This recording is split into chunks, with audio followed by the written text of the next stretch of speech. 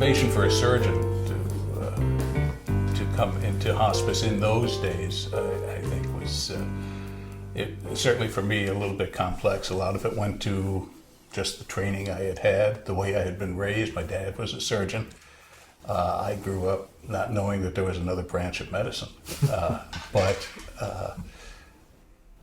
many of the lessons that he taught and that my teachers at the time reinforced took care of the patient and the care of the wound beyond that of the operating room or the clinic. And early on, we started to appreciate that the care of the patient transcends that physical being.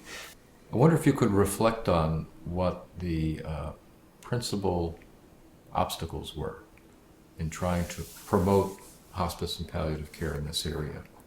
And if you think over the decades that you've been involved that has changed substantially, and whether it would be different either today in Buffalo or in other communities.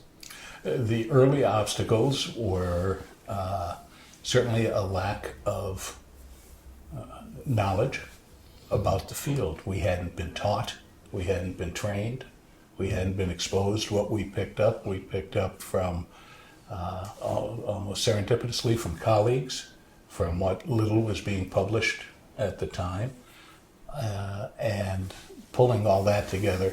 The meetings where we could get together with some like-minded colleagues and share experiences, much of it anecdotal, little of it with a scientific basis that we would look for, data-driven orientation. And then, of course, funding. And for the first 3 years, I think, that we were a demonstration program, it was very much hand to mouth. What has happened since has been an explosion of support, funded in large part by foundations, by centers such as Hastings, which have generated interest, which have spurred the movement, because fundamentally it appeals to why we went into medicine, with what we would hope to do across all the disciplines. And at a time when physicians, when all healthcare providers are either feeling harassed or unappreciated, hospice, palliative care is a beacon, and it's a refuge.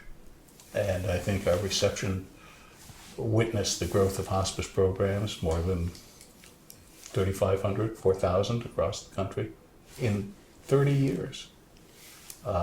Speaks to the appeal of the nature of the work. With the national dialogue on healthcare reform,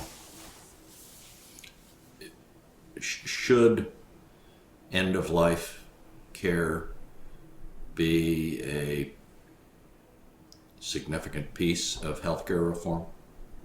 Yes, that's a qualified yes, because I think we have been the beneficiaries of one of the most far-sighted benefits, well, with the Medicare benefit, which most third-party reimbursers have then modeled there. I think that there are chinks in that armor that need to be addressed. I think that reimbursement is inadequate.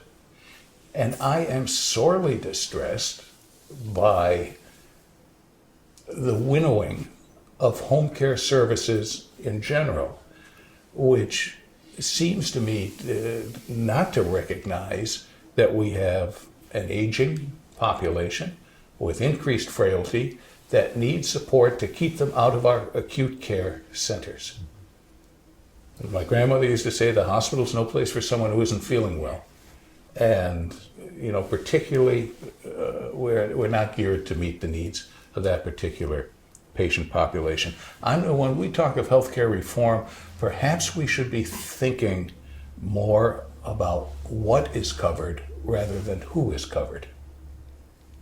In which case, home care services, of which hospice is a palliative care services, preeminent practitioners should rise to the top with the cream. I get the sense, even on first meeting, that you give a great deal as a physician, and that you derive enormous satisfaction from the work you do.